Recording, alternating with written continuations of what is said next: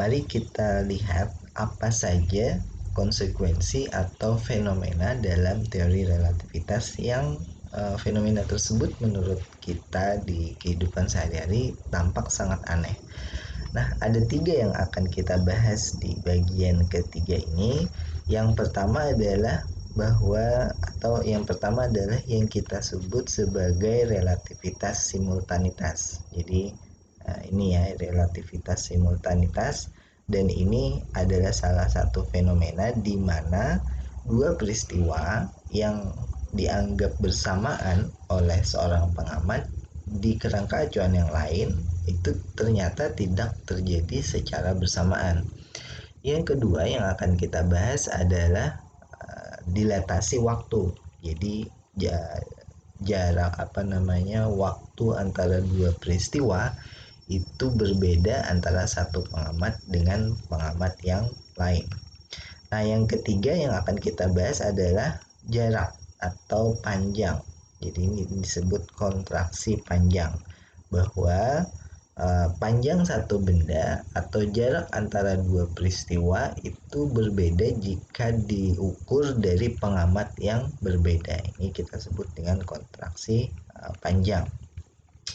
Oke, nah kita bahas dulu yang bagian pertama, yaitu relativitas simultanitas. Di sini sebagai contoh, kita dapat bayangkan sebuah kereta yang sedang melaju ke kanan, bergerak ke kanan, dan di atas kereta tersebut ada seorang pengamat yang ikut bergerak tentunya bersama kereta itu.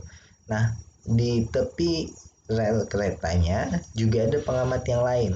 Dan ini berarti pengamat yang di tepi rel kereta itu pengamat yang diam ya terhadap tanah, dan ini kita sebut kerangka acuan S.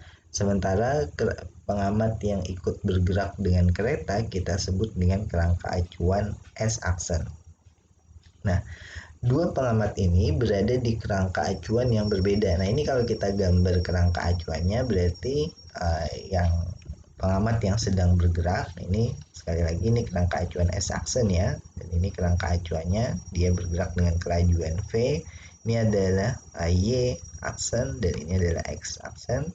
Kemudian ini adalah kerangka acuan S, dan kerangka acuan S ini diam, sehingga kita akan gambarkan ini misalnya kerangka acuan S dia diam, dan di sini adalah Y dan X. Nah, dua kerangka acuan ini di dalamnya ada dua pengamat yang berbeda. Di kerangka acuan S aksen ini ada Peggy, sementara di kerangka acuan S yang diam ini ada Ryan. Jadi dua orang pengamat yang berbeda atau dua orang yang mengukur yang berbeda. Nah, apa yang mereka ukur? Yang mereka ukur adalah waktu suatu peristiwa terjadi. Nah, dalam hal ini peristiwanya adalah ledakan petasan yang ada di ujung-ujung keretanya. Jadi petasannya ada dua, ada yang sebelah kanan kereta, ada yang sebelah kirinya. Nah, dua orang ini mencatat waktu saat terjadinya ledakan. Jadi satu peristiwa, ini yang peristiwanya adalah petasan yang sebelah kanan Rian. Kemudian satu peristiwa lagi, ini adalah petasan yang sebelah kiri Rian. Jadi TL misalnya. Nah, yang ditanyakan adalah TL kapan terjadinya, TL kapan terjadinya. Apakah dalam waktu bersamaan? Jika dalam waktu bersamaan, maka nanti Rian akan mengamati bersamaan. Jika berbeda, maka Rian juga mengamati berbeda. Nah, namun di sini Peggy yang ada di atas kereta yang bergerak itu membawa detektor cahaya atau sensor di tengahnya. Jadi ini ada detektor cahaya. Detektor cahaya ini punya lampu. Lampunya akan menyala hijau ya, menyala hijau jika cahaya diterima di sebelah kanan, ini sebelah sini ya, duluan dibandingkan yang sebelah kiri. Jadi jika kanan dulu cahaya dari petasan tadi diterima di tengah sini, maka warna dari sinyalnya itu akan hijau. Nah, namun jika cahayanya datang dari kiri dulu, maka warna dari sinyalnya akan merah. Jadi dua lampunya akan memberikan warna yang berbeda. jika cahaya yang datang lebih dulu yang mana? Ini cahaya dari ledakan petasan ya. Dan jika datangnya bersamaan maka warnanya juga merah. Jadi ini adalah warna dari lampu yang ada di detektor cahaya tersebut. Nah, dengan demikian Peggy dapat mencatat mana yang lebih awal meledak, mana yang lebih akhir atau mana yang bersamaan misalnya. Di sini tinggal melihat lampu yang ada di detektor cahaya. Jadi pertanyaannya adalah apakah warna yang ditampilkan lampu detektor. Nah, mari kita lihat situasinya. Jadi saat keretanya bergerak ini menurut Rian, jadi menurut Rian yang diam di tepi relnya, gambaran yang dihadapi atau situasi yang dihadapi seperti ini, seperti gambar yang ada di depan ini ya. Jadi menurut Rian, petasan tersebut meledak tepat saat Peggy melintas berada melewati Rian. Jadi Peggy ini sejajar dengan Rian, petasannya meledak di kedua ujung kereta. Nah, saat petasan tersebut meledak, tentu cahayanya belum sampai lagi ke Rian, tetapi ketika Peggy sudah bergeser sedikit ke kanan, ini dengan kelajuan V tadi, maka di sini cahayanya akan sampai di Rian, ini muka gelombang cahayanya, dan Rian akan mendeteksi bahwa peristiwa petasan itu meledak terjadi secara bersamaan. Dan karena itu Rian juga memperhatikan bahwa saat meledak ini kan ledakannya memberikan bekas ke rel kereta. Ini ada warna hitam misalnya di rel kereta akibat ledakan, dan dia mengukur jarak dari warna tersebut, bekas ledakan itu ke dia, dan ternyata jaraknya sama antara yang kanan dengan yang kiri. Nah, karena jaraknya sama, maka dia akan bilang bahwa petasan ini meledak secara bersamaan. Nah, namun dia melihat situasinya seperti ini. Apa yang dialami oleh Peggy ini belum tentu Peggy melihat bahwa petasannya meledak bersamaan. Coba perhatikan di sini. Ketika Rian berada persis di tengah-tengah bersama dengan Peggy yang sedang lewat, itu petasannya meledak dan kemudian Peggy ini bergerak ke kanan dengan kelajuan V, sehingga otomatis dia menyongsong gelombang cahaya yang dari petasan di depan. Karena itu petasan yang di depan itu akan mengenai Peggy sebelum cahaya dari petasan yang di belakang. Artinya apa? Peggy akan mendapatkan, ini menurut Rian ya, menurut Rian, Peggy akan mendapati bahwa cahaya yang bagian depan itu terjadi sampai ke dia lebih dulu, baru kemudian cahaya di bagian belakang. Nah, artinya detektor cahaya itu akan muncul dengan warna hijau. Kenapa? Karena lebih dulu kanan, ini lebih dulu yang bagian depan cahayanya sampai ke Peggy, baru yang bagian belakang. Jadi menurut Rian, Peggy akan menerima cahaya di bagian depan dulu, baru cahaya di bagian belakang. Artinya menurut Rian, Peggy akan mendapati detektornya berwarna hijau. Nah, ini dalam kerangka acuannya Peggy. Nah, bagaimana dalam kerangka acuannya Rian? Bagaimana dalam kerangka acuan Peggy? Nah, coba kita lihat situasinya. Menurut Peggy, yang dia ada di kerangka acuan S-aksen ya, ini S-aksen. Kalau yang tadi kerangka acuan S, karena Rian diam di tepi jalan. Nah, menurut Peggy yang ada di kerangka acuan S-aksen, yang bergerak bukan dia, tetapi yang bergerak adalah Rian. Karena menurut Peggy dia itu diam bersama dengan keretanya, sementara Rian bergerak ke kiri. Nah, ini yang kita sebut relatif ya. Jadi geraknya relatif satu dengan yang lain. Nah, karena itu situasinya digambarkan seperti ini. Dan Rian sedang melaju ke kiri, Peggy diam. Nah, dua petasan yang ada di ujung depan dan belakang kereta itu meledak secara bersamaan. Ini asumsinya Peggy, dia meledak secara bersamaan, dan karena itu Peggy menerima gelombang cahaya yang datang dari depan dan belakang itu secara bersamaan pula. Kenapa? Karena Peggy kan di tengah kereta, jaraknya sama ke kanan dan ke kiri. Kalau ini meledak, dua petasan, tentu dia menerima gelombang cahaya dari kiri dan kanan dalam waktu bersamaan. Nah, jadi menurut Peggy asumsinya adalah uh, apa namanya, petasan tersebut meledak bersamaan dan dia mencatat bahwa warna dari detektornya itu yang lampunya menyala berwarna merah. Nah, ini tentu aneh. Kenapa? Karena dari sini Peggy mendapatkan detektor menyala warna merah, sementara menurut Rian detektornya warnanya hijau.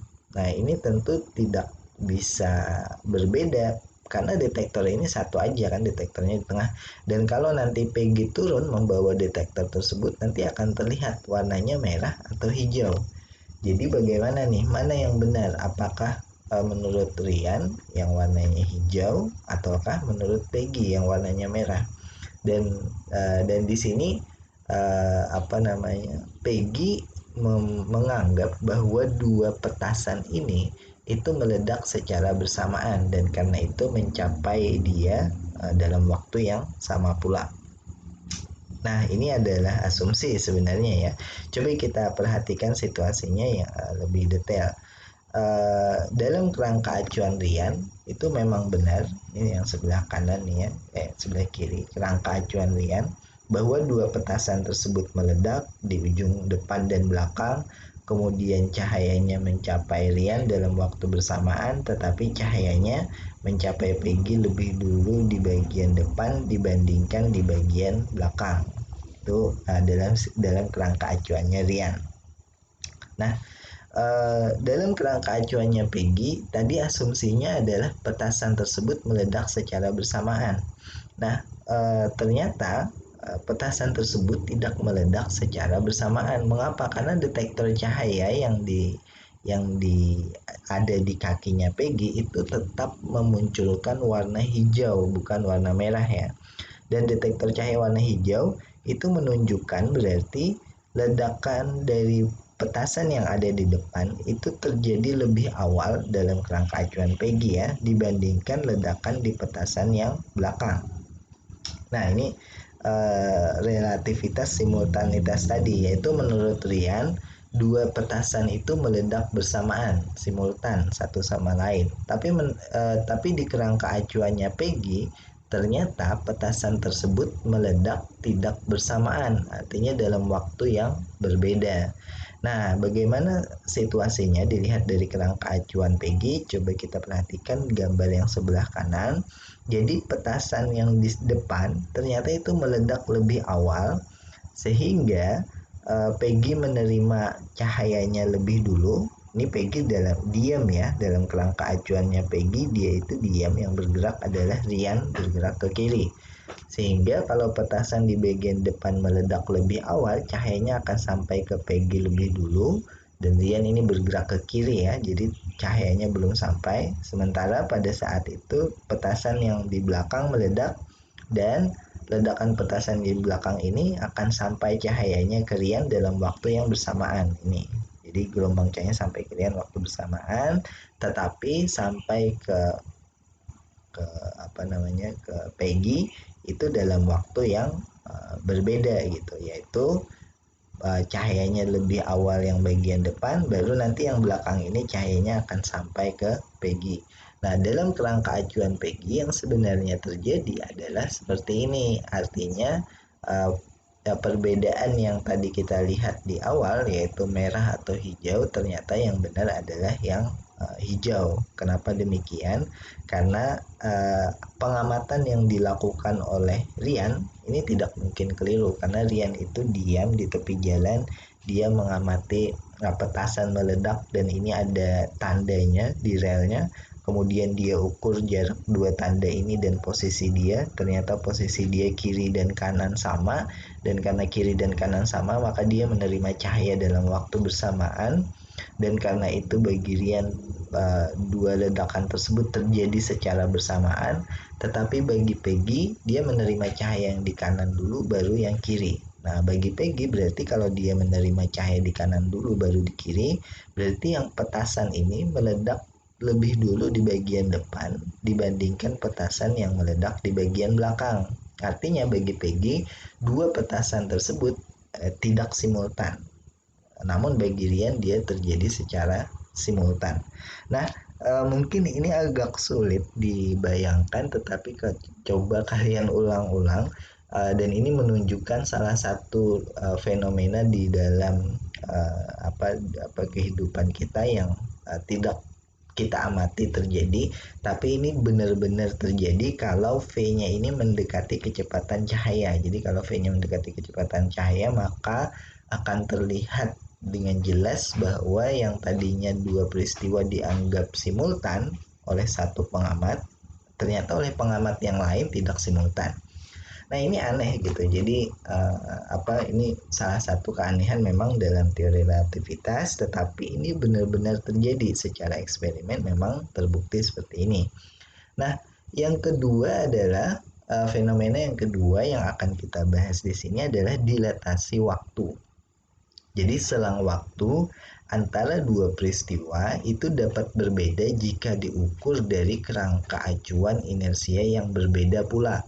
Nah, selang waktu di antara dua peristiwa ini dicontohkan dalam dalam situasi yang ada di depan ini adalah dengan sebuah jam cahaya. Jadi jam cahaya ini jam khusus di mana satu detiknya itu adalah saat cahaya dilepaskan di salah satu alat ini. Cahaya dilepaskan ke arah atas, kemudian memantul kembali ke arah bawah dan diterima. Nah, jam cahaya seperti ini satu detiknya itu ada jam cahaya ini kemudian dibawa oleh pengamat yang sedang bergerak dengan kelajuan V.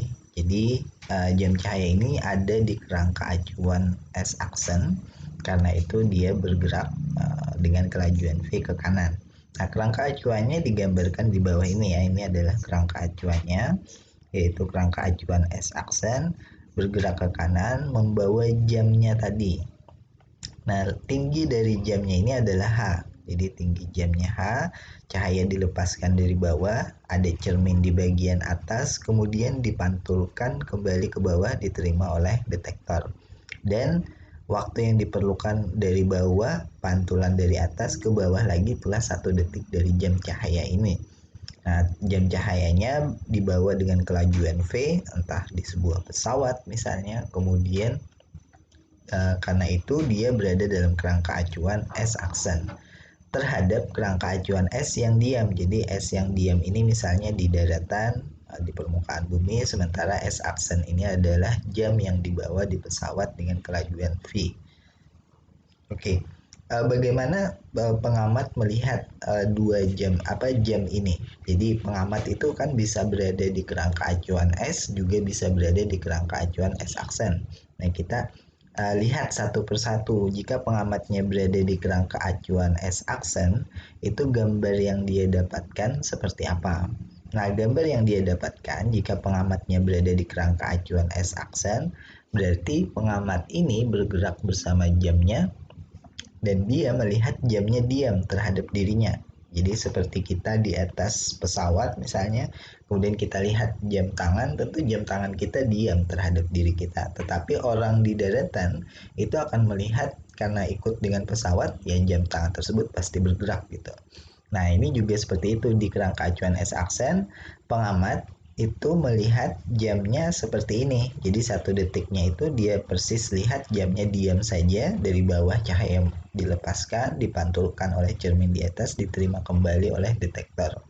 Nah, sementara itu bagi pengamat yang ada di kerangka acuan S yang diam di permukaan bumi, dia akan melihat bahwa jam tersebut seperti ini.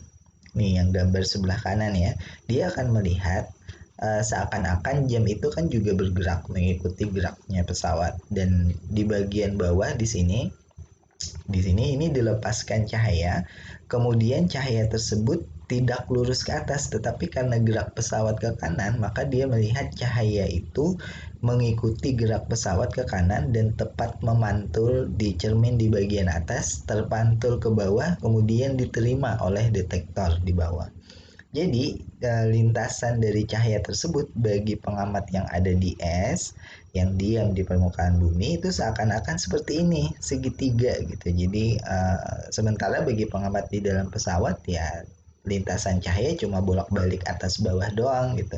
Sementara kalau bagi pengamat yang ada di permukaan bumi, lintasan cahayanya mengikuti lintasan segitiga seperti ini.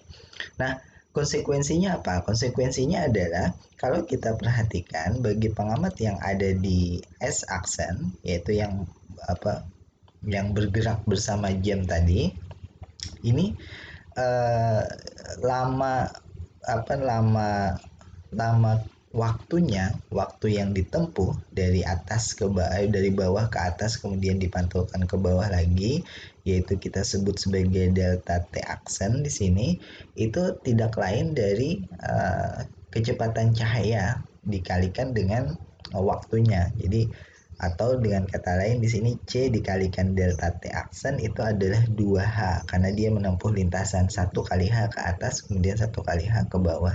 Jadi C kali delta T aksen waktu yang dibutuhkan itu adalah 2H.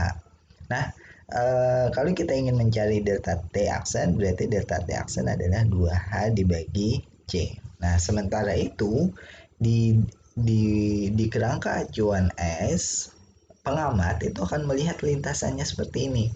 Nah, kalau lintasannya seperti ini, maka bagaimana kita menghitung waktu yang diperlukan? Nah, ini kita gunakan persamaan Pythagoras biasa karena di sini ada segitiga siku-siku yang dibentuk dari lintasan cahaya, ini sisi miringnya, kemudian dari jarak antara cermin dengan detektor, kemudian ini adalah setengah perjalanan. Nah, kita lihat yang setengah perjalanan ini bagaimana? Ini kan detektornya bergerak dari sini ujung kiri ke kanan kan? Berarti ini adalah delta T yang diperlukan. Kemudian dikalikan V. Kenapa dikalikan V? Karena ini jaraknya yang dia tempuh dari dari cahaya dilepaskan di sini sampai cahaya diterima lagi. Nah, tapi karena kita ambil hanya separuh saja berarti ini adalah setengah jaraknya. Jadi kita dapatkan bahwa sisi datarnya adalah setengah delta T waktu yang diukur oleh pengamat di bumi dikalikan V kecepatan dari pesawatnya. Nah, tinggi dari segitiga siku-siku ini tentu adalah H, jarak antara detektor dan cermin. Nah, sementara sisi miringnya ini adalah lintasan cahayanya. Jadi cahaya melintasi sisi miring ini dan sisi miring ini ada dua ya sebenarnya, dari sini sekali kemudian dari sini sekali gitu. Jadi ini dua kali sebenarnya. Untuk menempuh 2 kali itu dia butuh jarak C untuk dia menempuh jarak sebesar C dikalikan delta T. Delta T waktu yang pengamat di bumi ya, tapi karena hanya setengah kita ambil di sini setengah C delta T. Nah, karena itu kita punya hubungan setengah V delta T untuk yang sisi datar, H untuk sisi tegak, dan setengah C delta T untuk sisi miringnya. Nah, dari persamaan ini kita bisa langsung dapatkan hubungan antara delta T-nya ya. Jadi kalau di sini kita gunakan persamaan Pythagoras, lihat di bawah ini ada H kuadrat ditambah setengah V delta T, kemudian dikuadratkan sama dengan setengah C delta T kemudian dikuadratkan. Nah, di sini kita dapatkan untuk mencari delta T ya, H kuadrat ditambah seperempat V kuadrat delta T kuadrat sama dengan di sini seperempat C kuadrat delta T kuadrat. Nah, untuk mencari delta T kita gabungkan sesama dengan delta T, berarti H kuadrat sama dengan seperempat C kuadrat delta T kuadrat dikurangi ini seperempat juga V kuadrat delta T kuadrat. Di sini kita bisa sederhanakan seperempatnya di luar, kemudian delta T kuadratnya juga di luar, tinggal suku C kuadrat dikurangi V kuadrat. Nah, sementara di sisi kiri tetap H kuadrat. Nah, di sini kita ingin menghitung delta T ya, jadi kita pindahkan ke sebelah yang lainnya, kita punya 4 H kuadrat kemudian dibagi C kuadrat dikurangi V kuadrat. Ini sisi sini ini sama dengan delta T kuadrat. Nah, kemudian untuk untuk menyederhanakan delta T-nya kita kasih akar ya. Sama yang bagian bawah ini nilai dari C-nya kita keluarkan. Kenapa kita keluarkan? Karena kita butuh untuk menghitung delta T aksen nanti. Jadi kalau kita keluarkan C yang di bagian bawah ini, kita punya hubungan kita keluarkan dulu ya, 4H kuadrat dibagi ini C kuadratnya dikeluarkan, berarti 1 dikurangi V kuadrat per C kuadrat. Nah, ini ada rasio antara kelajuan pesawat, kelajuan kerangka acuan S aksen terhadap kecepatan cahaya. Nah, ini satu faktor yang penting nanti. Kemudian di sisi kanannya tetap ada delta T kuadrat. Nah, ini kalau kita gabungkan C-nya ke atas kan mirip dengan 2H per C. Jadi kalau 4H C kuadrat ini kita gabungkan ke atas, kemudian kita tarik akar ya, berarti kita punya akar 4H kuadrat C kuadrat per C kuadrat. Di bagian bawah kita punya akar 1 dikurangi V kuadrat dibagi C kuadrat. Kemudian di sisi sini adalah delta T. Nah, kita punya hubungan persis seperti yang ditunjukkan di rumus ini.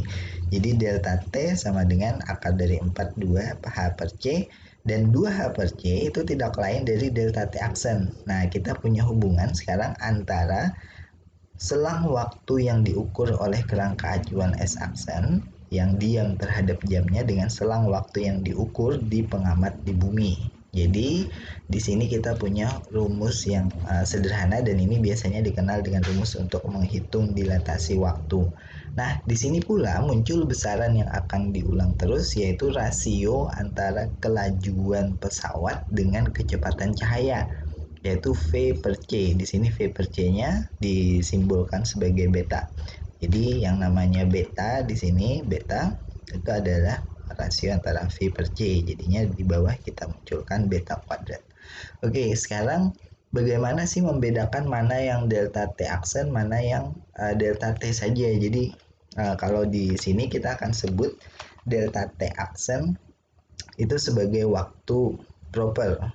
Jadi delta T aksen kita akan sebut dia sebagai waktu proper atau waktu sebenarnya, atau waktu proper ya. Ini agak sulit memang untuk menerjemahkannya. Jadi waktu proper delta T aksen atau delta tau di sini untuk membedakan saja dengan waktu selang waktu biasa atau delta T. Nah, cara membedakannya bagaimana? Caranya adalah delta T aksen ini atau waktu proper atau delta tau itu adalah selang waktu yang diukur dengan jam yang sama. Nah, maksudnya gimana sih dengan jam yang sama? Kita ingat pada saat kita membahas kerangka acuan, itu di setiap kerangka acuan itu ada jamnya dan ada meterannya. Nah, terkait dengan waktu, jam yang sama itu adalah jam di kerangka acuan tersebut. Coba misalnya kita lihat di kasus yang tadi, di slide ini misalnya, selang waktu antara 1 detik ya, cahaya dilepaskan di bawah dengan cahaya diterima oleh detektor di sini kembali, itu adalah selang waktu yang diukur oleh pengamat di S aksen misalnya, dan pengamat S aksen ini tinggal melihat jam yang ada di sini 1 jam saja. Jadi dia melihat jam yang ada di kerangka acuan dia catat kapan cahaya dilepaskan, kemudian dia catat kapan cahaya diterima. Jadi 1 jam yang sama. Maksudnya menggunakan alat jam yang sama. Nah, sementara pengamat yang ada di S, ini pengamat yang ada di permukaan bumi ya, dia melihat situasi seperti yang gambar kanan ini. Nah, di gambar kanan ini dia akan menggunakan jam yang ada di posisi ini. Ini kalau ini sudah berjalan ya sejauh X misalnya, dari sini ke sini. Dia akan menggunakan jam yang ada di posisi ini untuk menentukan waktu kapan cahaya dilepaskan. Kemudian karena pesawatnya bergerak ke kanan, jadi pindah posisi kan pesawat ini. Kemudian pengamat di bumi akan menggunakan jam yang berbeda posisinya lagi. Dia melihat kapan cahaya tersebut datang. Jadi, pengamat di S itu menggunakan jam yang berbeda untuk menghitung selang waktu. Sementara pengamat yang di S aksen itu menggunakan jam yang sama untuk menghitung selang waktu. Nah, jika digunakan jam yang sama dalam menghitung selang waktu, maka itulah hasil pengukurannya disebut waktu proper. Jika menggunakan jam yang berbeda, itulah yang kita sebut dengan waktu selang waktu biasa ya, ini selang waktu biasa gitu. Nah, contoh lain misalnya di sini ada sebuah kereta, kemudian kereta ini melaju melewati satu titik A misalnya, dan dia kemudian karena melaju ke kanan satu saat dia sampai di titik B. Nah, ini kan dua peristiwa. Peristiwa yang pertama adalah peristiwa dia di titik A, itu terjadi katakanlah sini ada petasan meletus misalnya. Kemudian peristiwa yang kedua adalah peristiwa di titik B, terjadi petasan yang meletus. Nah, bagi pengamat yang ada di atas kereta, yaitu pengamat di S-aksen, dia mengukur waktu petasan pertama yaitu di A ini meletus dengan petasan kedua di B meletus menggunakan jam yang sama. Kenapa? Karena jam kan dibawa bersama keretanya di sini, yaitu yang warna biru ini ya. Nah, sementara itu bagi pengamat yang ada di S yang diam, ini dia menggunakan jam yang berbeda, yaitu petasan meletus di A dia gunakan jam yang ada di A, petasan meletus di B dia gunakan jam yang ada di B. Nah, ingat dalam pelajaran tentang kerangka acuan, di setiap titik di kerangka acuan itu kan ada jamnya masing-masing tuh. Kemudian di atas, di bawah, di semua titik. Jadi kejadian apapun akan kita lihat dia di jam yang mana. Nah, seperti itu situasinya. Jadi, waktu proper itu adalah waktu yang diukur oleh pengamat yang bergerak bersama jamnya ini, S-aksen, sementara waktu biasa itu adalah waktu yang diukur oleh pengamat yang diam di permukaan bumi misalnya di sini. Oke, jadi situasinya nanti kalau ketika membahas soal kita akan gunakan, kita harus memilih mana waktu proper kan, mana yang selang waktu biasa. Nah, waktu proper jadinya kita tuliskan sebagai delta tau dan ini adalah waktu biasa adalah delta t. Nah, setiap kita melakukan perhitungan itu pasti delta t itu lebih besar daripada delta tau. Artinya apa? Artinya jam yang diukur oleh pengamat yang diam bersama jam tersebut dan ikut bergerak ya, ikut berpindah posisi, itu berdetak lebih lambat dibandingkan jam yang ada di pengamat yang diam. Nah, contoh sederhananya gini, misalnya, dan ini udah terbukti secara eksperimen, jam tersebut dibawa di atas pesawat yang melaju dengan kelajuan tertentu, dibawa mengelilingi bumi. Sementara jam yang identik ditinggal di atas permukaan bumi. Kemudian kedua jam tersebut dibandingkan dari yaitu jam yang dibawa keliling bumi tadi dan jam yang ada di permukaan bumi yang dibawa diam saja. Nah, ternyata apa? Ternyata jam yang dibawa oleh pesawat yang keliling bumi tadi karena dia bergerak maka terjadi dilatasi waktu. Misalnya nih, ini misal aja, jam yang dibawa bergerak itu ternyata dia menghitung waktunya adalah 20 jam. Sementara jam di bumi ternyata sudah menghitung waktunya adalah 21 jam. Jadi ada selisih 1 jam dan ini bukan karena jamnya error atau jamnya keliru, tapi karena memang jam yang dibawa bergerak dengan kelajuan V mendekati kelajuan cahaya itu jamnya akan berdetak lebih lambat dan orang yang ada di dalam pesawat tersebut bersama dengan jam tersebut juga umurnya berdetak lebih lambat. Sementara jam yang ada di bumi dia berdetak biasa saja sehingga 21 jam di bumi, di atas itu baru 20 jam terlewati dari titik dia berangkat sampai dia turun kembali ke bawah. Dan inilah yang kita namakan dengan dilatasi waktu. Nah, di sini kita harus hati-hati memilih mana jam waktu yang proper, selang waktu ya, selang waktu yang proper, mana selang waktu yang biasa. Nah, di sini karena ada pengamat yang bergerak dengan jamnya, tentu ini adalah selang waktu proper.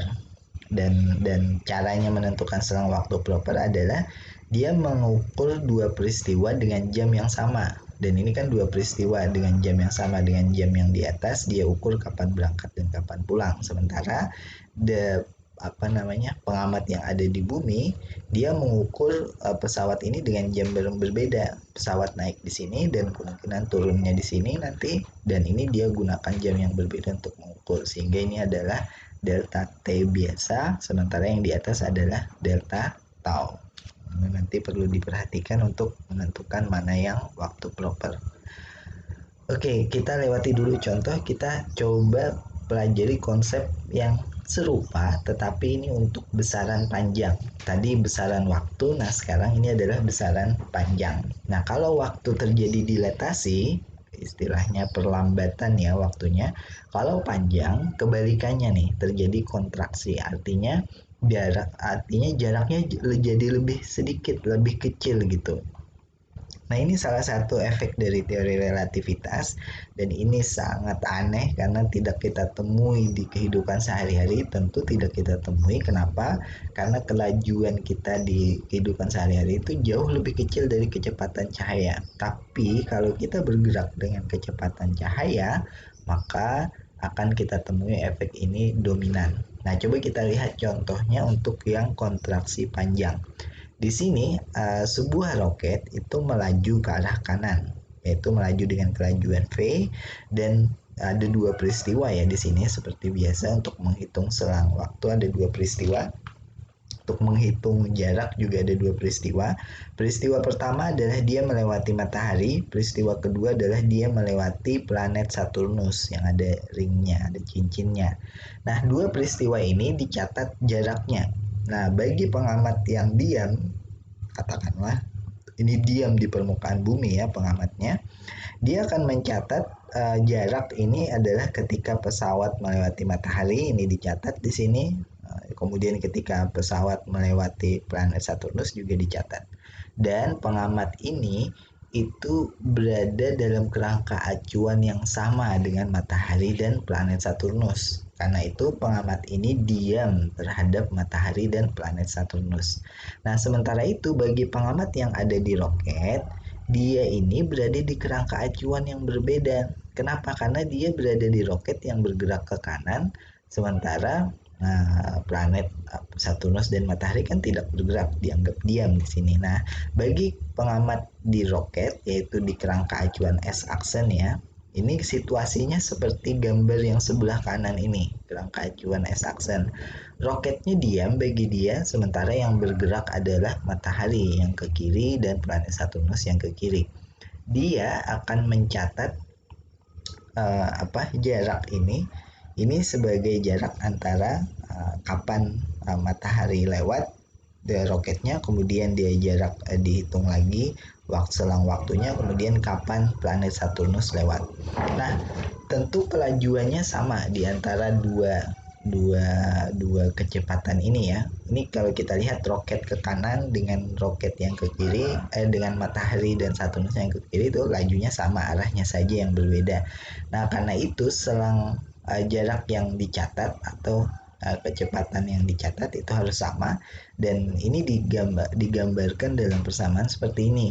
Jadi L, yaitu jarak yang dicatat oleh pengamat di S, dibagi delta T oleh waktu ya, waktu yang pengamat di S untuk melewati matahari dan melewati planet Saturnus tadi roketnya, itu harus sama dengan kecepatan yang L aksen. Ini L aksen, jarak antara roket tadi dilewati matahari dan dilewati oleh planet Saturnus, dengan delta T aksen yang dicatat oleh orang yang ada di dalam roket. Nah, delta T aksen tadi kan kita tulis sebagai delta tau. Jadi ini rumusnya. Dan dari sini kita tahu delta tau bisa dicari dari delta T dengan rumus ini. Ini rumus yang tadi, rumus dilatasi waktu. Nah, dari sini kalau kita perhatikan persamaannya bisa kita sederhanakan karena ada dua suku yang sama, yaitu delta T di sini dan delta T di sini. Jadi ini bisa dicoret. Dan kalau dicoret kita dapatkan hubungan antara jarak yang diukur oleh pengamat di roket dengan jarak yang diukur oleh pengamat yang ada di bumi. Nah, hubungannya bagaimana? Hubungannya yang ini. Jadi L aksen jarak yang diukur oleh pengamat di roket, dan L adalah jarak yang diukur oleh pengamat di bumi. Nah, L besar tanpa aksen ini yaitu jarak yang diukur oleh pengamat yang di bumi, itu seringkali kita simbolkan dengan L kecil ya, dengan L yang ada lingkaran seperti ini, yang ada melilit seperti ini. Dan ini menjadi patokan. Patokannya bagaimana? Yaitu L yang kecil ini adalah jarak yang diukur oleh pengamat yang diam terhadap objek pengukurannya. Yaitu apa? Pengamat yang di bumi tadi kan diam terhadap objek matahari dan planet Saturnus. Sementara pengamat yang di roket kan dia bergerak nih. Nah, jadinya pengamat yang diam kita tuliskan hasil pengukurannya sebagai L kecil, pengamat di roket itu adalah L aksen. Jadi kalau dibilang pengamat yang ada di bumi mengukur L aksen, hitunglah pengamat yang di roket mengukur panjangnya berapa atau jaraknya berapa, itu berarti ditanyakan adalah L aksennya. Nah, L aksen ini selalu lebih kecil dibandingkan jarak L kecilnya ini. Jadi pengamat yang ada di roket itu akan mendapatkan hasil pengukuran bahwa jarak matahari dan Saturnus lebih kecil dibandingkan hasil pengukuran yang dilakukan di bumi, karena bumi tadi diam kan terhadap planet Saturnus dan matahari.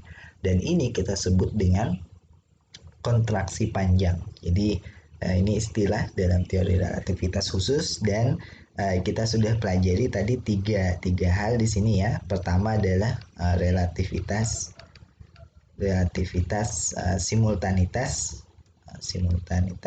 yaitu dua peristiwa yang simultan atau terjadi bersamaan bisa jadi berbeda urutannya, tidak terjadi bersamaan di kerangka acuan yang lain.